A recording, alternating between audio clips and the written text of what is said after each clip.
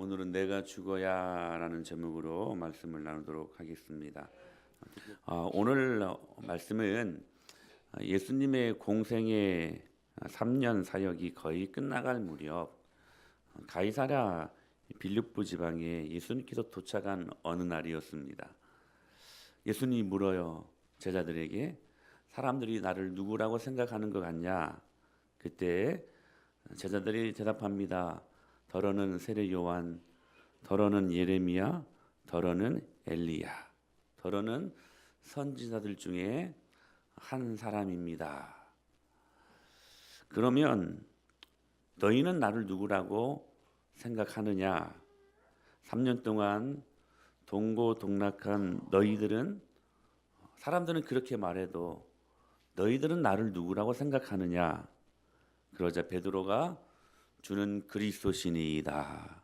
그리고 마태복음 16장에 의하면 살아계신 하나님의 아들이십니다. 아멘 하는 고백을 하게 됩니다.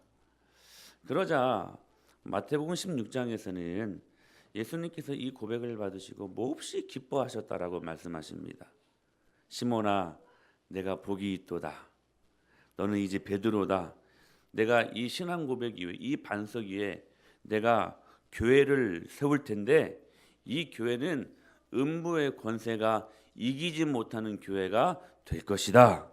내가 너에게 천국 열쇠를 줄 것이니 네가 땅에서 매이면 하늘에서도 매일 것이고 땅에서 풀면 하늘에서도 풀릴 것이다. 아주 귀한 말씀을 그들에게 허락하십니다.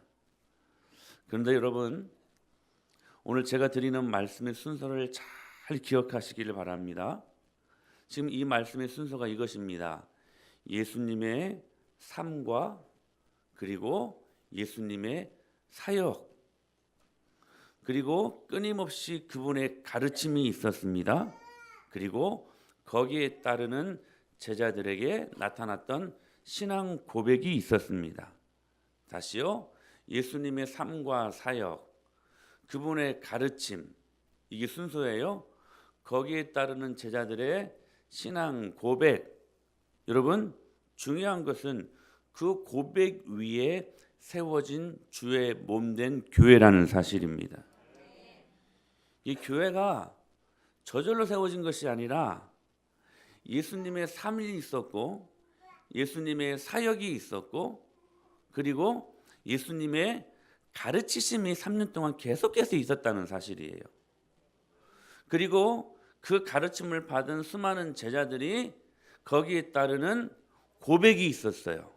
무슨 고백이요? 신앙 고백.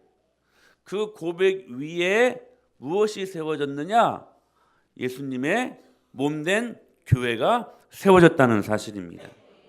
이 교회는 여러분 그냥 저절로 그냥 8년 전에 이 공간 대여하고 교회 간판 딱 붙여놓으니까 사람들이 와서 그냥 우연히 저절로 그냥 교회가 생겨나는 게 아니라는 거예요. 교회는 어떻게 세워지느냐?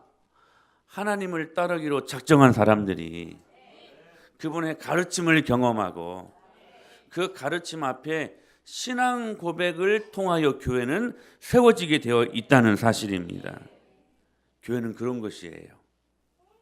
이 일이 있은 후에 예수님께서는 비로소 3년 만에 처음으로 그분의 십자가 고난에 대해서 말씀하셨습니다. 비로소 3년 만에 이 십자가 고난에 대해서 말씀을 하셨다는 거예요. 자, 보세요. 신앙 고백으로 세워진 교회 이후에 주님이 진짜로 말씀하고 싶으셨던 게 있었어요. 그것은 치유도 아니고 기적도 아니고 사람들의 문제를 해결해 주는 능력도 아니고 주님이 진짜로 신앙 고백 위에 세워진 교회에 하고 싶으셨던 말씀이 있었어요. 그게 뭐냐면 바로 십자가였어요. 십자가였어요. 여러분, 우리 지난 월요일부터 계속해서 말씀을 듣기를 이 십자가에 예표되시는 예수님의 모습을 보지 않았습니까? 게네사렛에 먼저 찾아오신 하나님, 우리가 율법에 의해 돌에 맞아 죽을까 봐 먼저 찾아오셨잖아요. 그리고 주님은 실제 돌에 맞아 죽으셨습니다. 수르보니게 여인, 주님이 말씀하시잖아요. 개 취급을 하잖아요. 그런데 주님이 개 취급을 받으셨습니다. 귀먹고 말 더듬는 사람들을 치유하시기 위해 주님께서는 직접 십자가에서 벙어리가 되셨습니다. 침묵하셨지요. 벳세다 맹인을 치유하십니다. 어떻게요?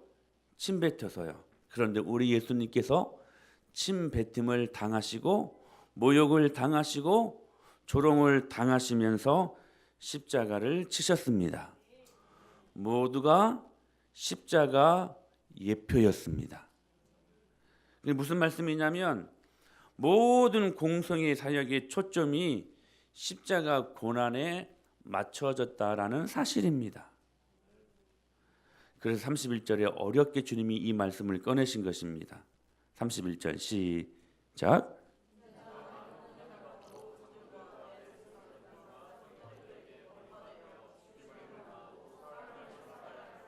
비로소 그들에게, 이 비로소라는 말이 어렵게 그들에게 가르치시되 이 말이에요. 뉘앙스가.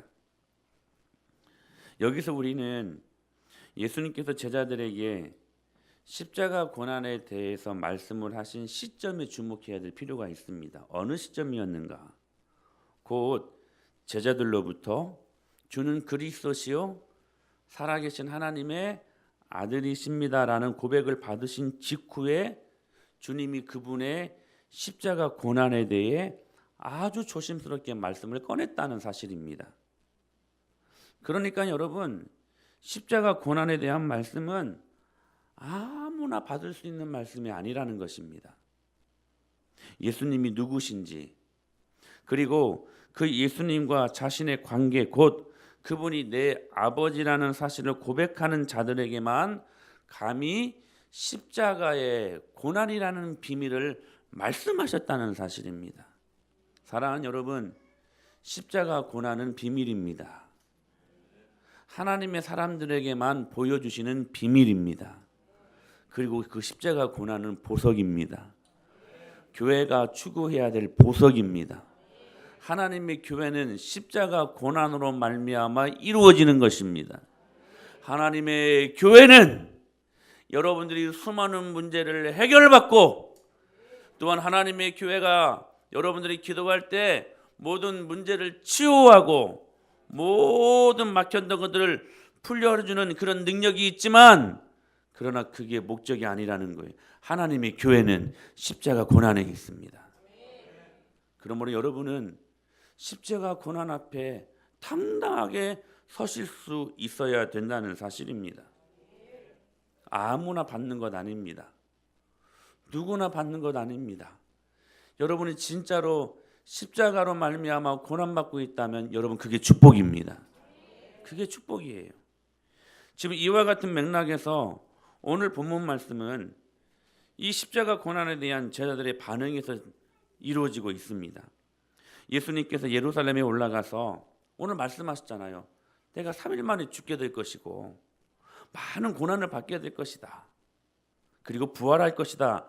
이 말씀을 듣고 베드로를 위시한 제자들이요, 32절에 우리가 대신 죽을 테니까 주님 죽지 마십시오. 항변합니다. 항변합니다. 말이 좋아서 항변이지요. 이 항변이라는 말이 제껴놓다라는 말입니다. 지금 예수님이 그렇게 말을 하니까 예수님을 끌어가지고 제껴버린 거예요. 이게 항변입니다. 예수님을 지금 얼마나 지금 함부로 대하는지 몰라요.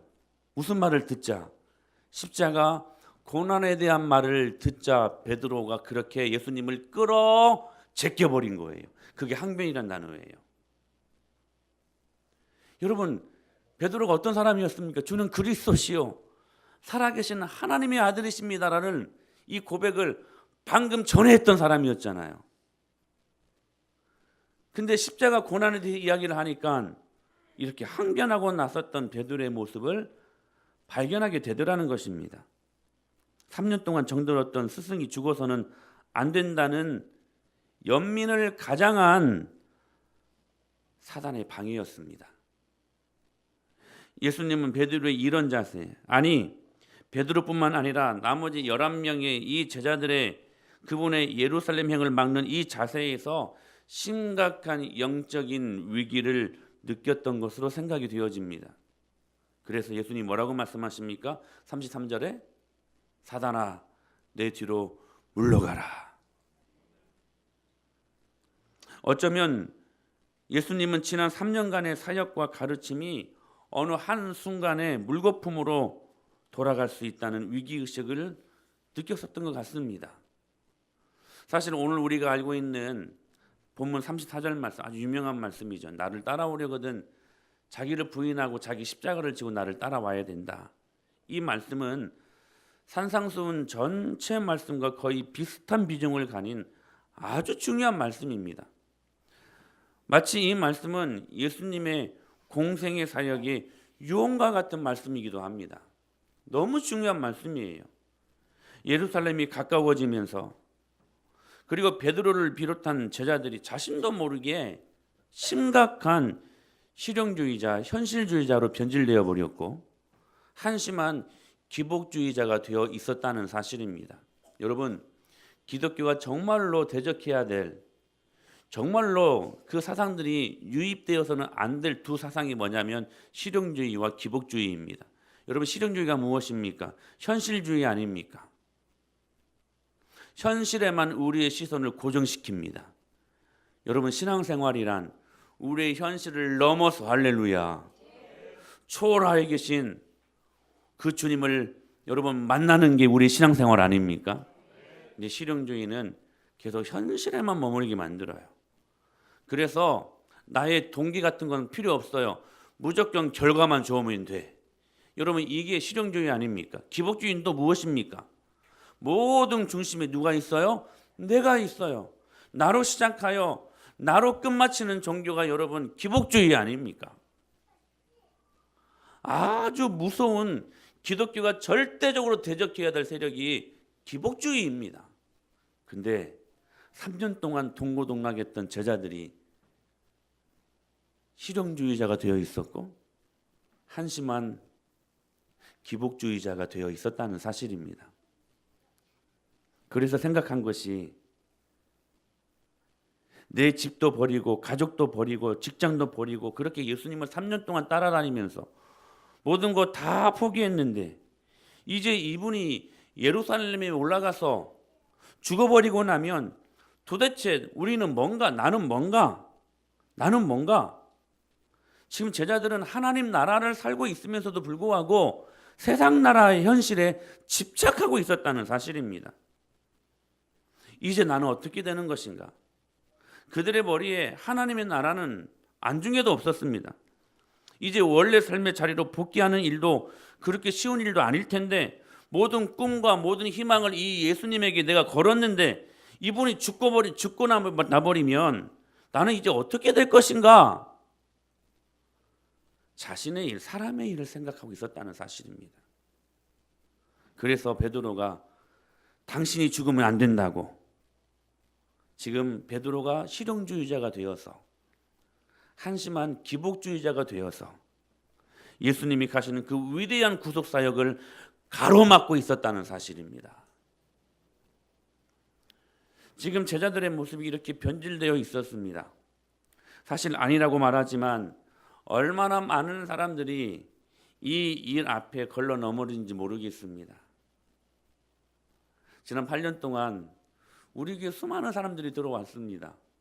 그리고 나가기도 했습니다. 왜일까? 다는 아니겠지만 상당수가 이 껄끄러운 말씀 때문이었습니다. 고난 앞에, 십자가 고난 앞에 우리의 생명을 드리자, 이 말씀이 어려웠던 거예요. 어렵다가 진짜 막 어렵다가 아니라 불편했던 거예요.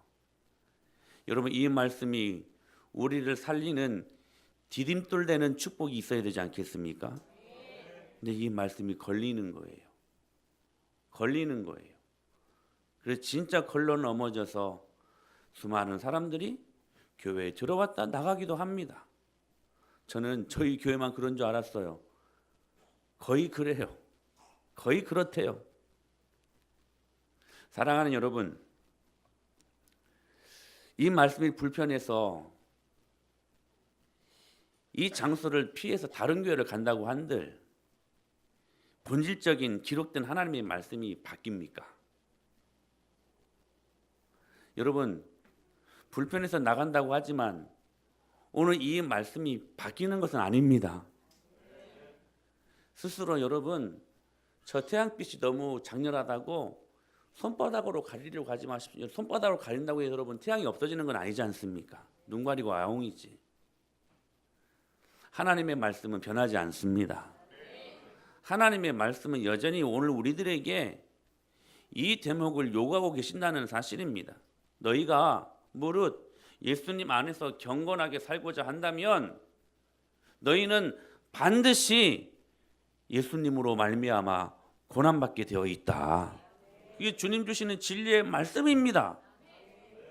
이것은 할 수 있고 아니고의 문제가 아니에요. 반드시 예수님 안에서 경건하게 살고자 하는 자들에게는 십자가 고난이 따르게 되어 있다는 사실입니다. 그게 우리들의 삶의 패턴이고 라이프 스타일이 되어야만 한다는 사실입니다. 그런데 3년 동안 제자 훈련 받았던 제자들이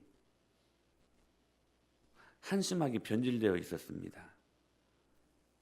그러므로 예수님은 참으로 안타까운 마음으로 본문 34절에서 이렇게 말씀하시는 거였어요. 시작.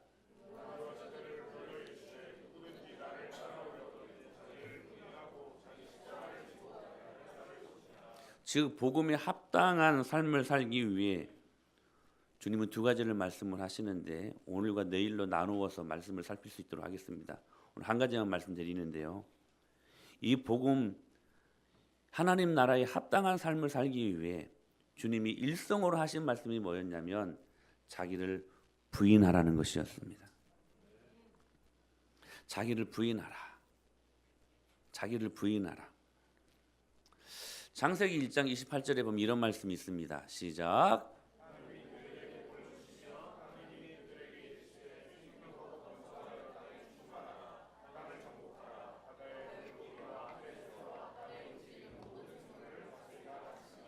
아멘. 할렐루야. 주님이 말씀하셨지요. 그들에게 복을 주시며 하나님이 그들에게 이르시되 생육하고 번성하여 땅에 충만하라. 땅을 정복하라. 바다의 물고기와 하늘의 새와 땅이 움직이는 모든 생물을 다스리라. 모든 것이 완전한 하나님의 통치하에 있었습니다. 자, 보세요, 여러분. 모든 것이 완전한 하나님의 통치하에 있었습니다. 생육하고 번성하고 충만하고 땅을 정복하며 모든 만물을 다스리는 것이 하나님의 영향을 받고 있었다는 사실이에요. 즉 무슨 말씀이냐면 하나님의 영광이 있었기 때문에 생육도 할 수 있고 번성도 할 수 있었고 충만도 할 수 있었고 땅을 정복할 수도 있었고 하나님이 주시는 그 복, 영광이 있었기 때문에 모든 생물을 다스릴 수 있는 능력이 있었다는 것입니다. 여러분, 그래서 하나님의 교회는 영광이 있어야 됩니다. 여러분의 모든 인생은 영광이 있어야 됩니다. 할렐루야. 그뿐입니까? 여러분, 먹을 것도 주셨습니다. 자, 29절 말씀 시작. 씨가 진 열매 맺는 모든 나무를 너희에게 주노니 너희의 먹을 거리가 되리라. 먹을 것도 주셨습니다. 여러분, 무엇으로 먹을 것을 주었습니까? 하나님의 영광으로 주셨습니다. 모든 것이 하나님의 영광이 있었기 때문에 가능한 일이었습니다. 여러분, 여러분이 하시는 모든 사업 여러분 지혜대로 할 수 없습니다. 꼭 기억하십시오. 주님의 영광으로만 할 수 있습니다. 그 영광을 사모하십시오. 여러분의 자녀 여러분의 지혜로 할 수 있습니까? 아니요. 여러분의 힘으로 할 수 있습니까? 절대로 아닙니다. 주님의 영광이 필요합니다. 영광 달라고 기도하십시오. 모든 것이 하나님의 영광이 있었기 때문에 그들이 복되고 놀라운 삶을 그 에덴 동산 안에서 향유하며 누릴 수 있었던 것입니다. 복음은 이런 것입니다.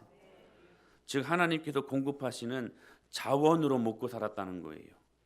그것이 영광의 지배 아래에 있다는 말의 바른 의미입니다. 그런데 하나님께서 한 가지 규칙을 만들어 주셨습니다. 이것을 우리는 신학적인 용어로 행위 언약이라고 말하는데 2장 9절이에요. 시작.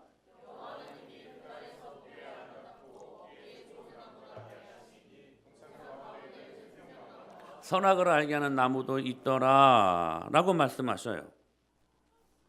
그러면서 16절 17절에 이렇게 규칙을 주십니다. 시작.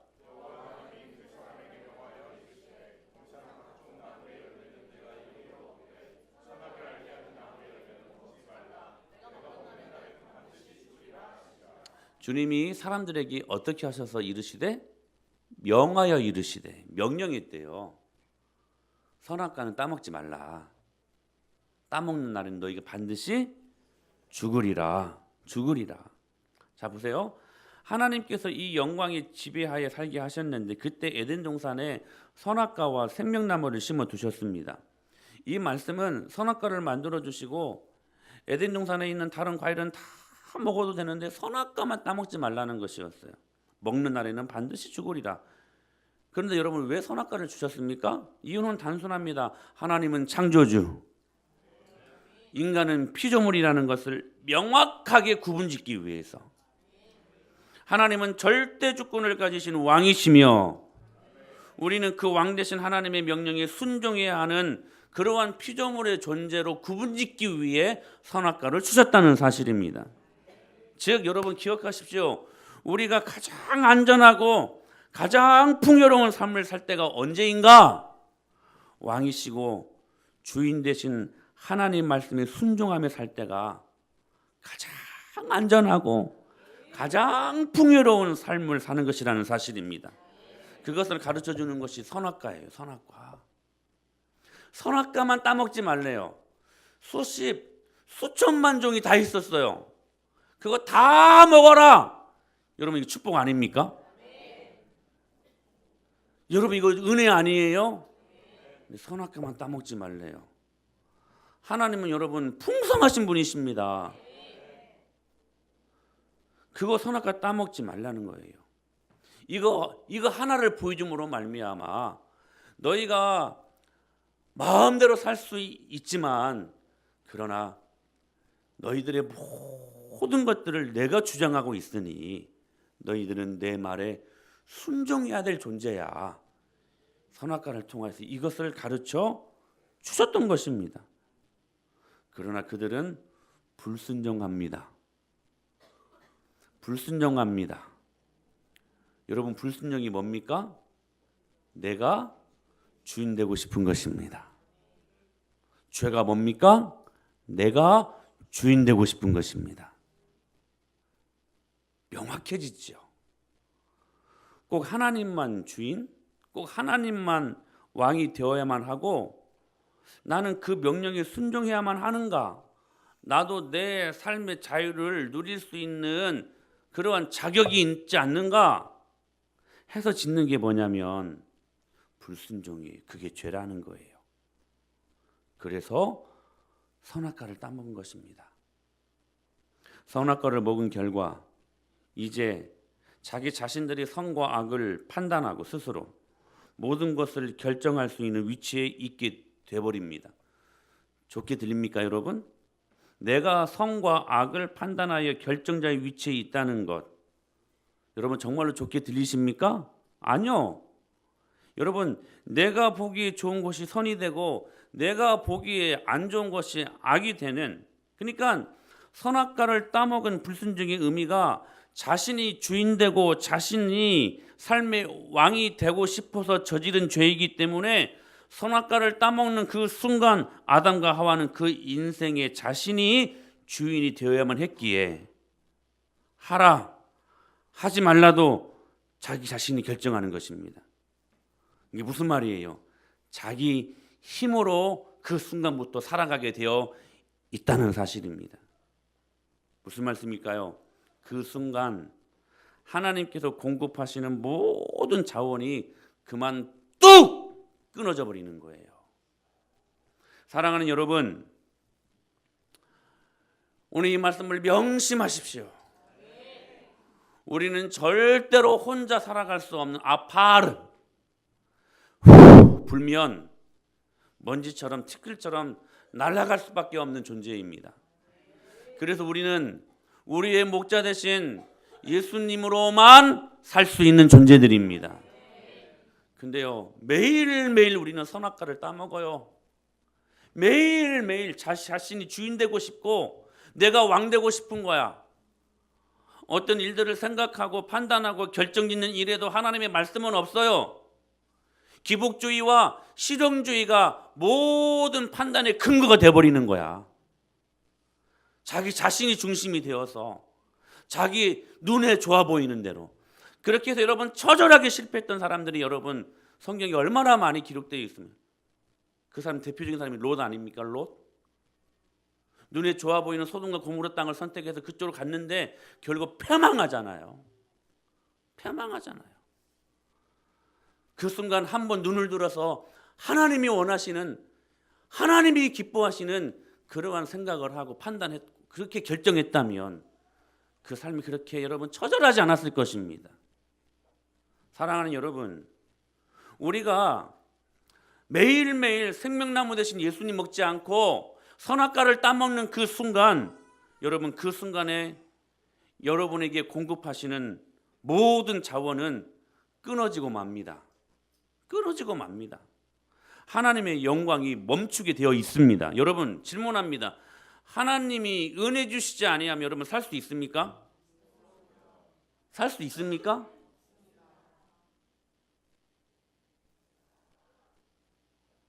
살 수 없습니다. 살 수 없습니다. 목사님 저 이렇게 살았는데요. 여러분 산다고 다 사는 것이 아닙니다. 여러분이 살아있다고 다 살아있는 게 아니라는 거예요. 이가봇, 사사기를 여러분 대표하는 그들의 모습을 딱 한마디로 이가봇 성경은 정의하지 않습니까? 이가봇이 무엇입니까? 하나님의 영광이 그들에게서 떠나버렸다. 떠나버렸다. 그 순간 여러분 내가 스스로 땀 흘리며 내가 스스로 힘써야 사는 인생이 되고 마는 것입니다. 사랑하는 여러분, 인생 어렵게 살지 마십시오. 여러분 오늘 이 말씀을 잘 믿음으로 볼 수 있게 되기를 바랍니다. 인생 어렵게 살지 마세요. 주님 모시고 사십시오. 주님과 함께 동행하며 사십시오. 주님 중심으로 사십시오. 여러분 그 하나님의 공급하시는 자원을 받고 사십시오. 그러면 우리 인생 쉽습니다. 그 자원을, 그 공급하시는 자원이 끊기니까 어려운 거예요. 인생 사는 게. 인생 사는 게. 여러분 그래서 여러분은 무엇보다도 은혜를 강구하셔야만 합니다. 하나님 은혜 없이는 제가 사업도 할 수 없고, 주님 은혜 없이는 우리 아이들아 말씀 잘 들어라 공부할 수도 없고, 여러분 은혜 없이는 공부할 수 없어요. 제가 계속해서 원포인트 기도 제목 여러분 내신 거 기도하는데요. 우리 주영이가 어떻게 여러분 기도 제목을 낸 줄 아세요? 원포인트 기도 제목 내라니까 한 두 문장이에요. 두 문장. 하나님 아버지 불같은 성령을 더하셔서 이 어린 것이요 성령으로 충만하고 하나님의 영광을 풍성하게 경험한 그런 식으로 말씀을 적었더라고요.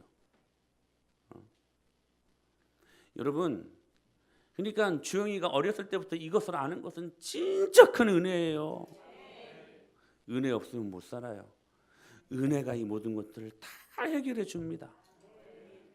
사랑하는 여러분, 그러므로 죄가 뭡니까? 자기가 주인 되려고 하는 것입니다.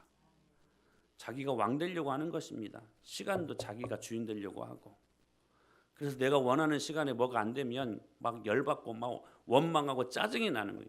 여러분 모든 시간의 계획도 주님이 주님이십니다. 그분이 섭리 가운데 이끌어 가시는 모든 것들을 여러분이 감사의 눈으로 볼 수 있다면 그것도 여러분 축복입니다. 여러분 때에 여러분이 원하는 때에 안 되는 것이 은혜입니다. 그게 여러분 시간의 주인이 예수님이라는 것을 고백하는 신앙 고백이에요. 그런 게 물질도 마찬가지 아닐까요? 건강도 여러분 마찬가지 아닐까요? 사랑하는 여러분, 죄가 뭡니까? 자기가 주인 되고 싶은 것입니다. 이게 죄요? 이게 죄의 결과입니다. 사랑하는 여러분, 그래서 예수님은 하나님 나라를 제대로 이해하기 위해서는 첫 번째로 이 자기가 주인 되고 싶고 자기가 왕 되고 싶은 이 죄를 제거해야 된다. 그래서 하시는 말씀이 뭐였냐면 자기를 부인해야 된다 말씀하셨던 것입니다. 사랑하는 여러분, 그래서 바울은요 끊임없이 뭐라고 말하냐면 내가 날마다 죽는데요. 또 이렇게 고백하면 내가 그리스도와 함께 십자가에 못 박혔나니 그런 적 이제는 내가 산 것이 아니 오직 내 안에 그리스도께서 사신 것이라. 할렐루야. 결국 여러분 신앙생활에 딱 한 가지 핵심은 죽을 때까지 주인 바꾸는 것입니다. 여러분이 여러분의 삶의 주인으로 남느냐 아니면 예수 그리스도가 여러분의 삶의 주인으로 남느냐, 여러분이 선택할 몫입니다. 근데 그 결과는 판이합니다. 그 결과는 하늘과 땅입니다. 예수님을 주인으로 모십시오. 여러분이 주인 되고 싶은 그 불순종의 죄 오늘 또 예수님의 이름으로 철저히 명령하며 죽이시고 주님 주시는 영광으로 거듭나는 그러한 축복의 시간들 될 수 있게 되기를 축원합니다. 그렇게 할 때에 우리는 십자가의 고난을 기쁨으로 감당할 수 있는 사람이 되게 하시겠다고 주님이 오늘 또 약속하십니다. 오늘 이 음성을 성령님으로 하시는 말씀으로 귀 기울여 듣고 아멘 화답하는 저와 여러분이 될 수 있게 되기를 예수님의 이름으로 축원합니다.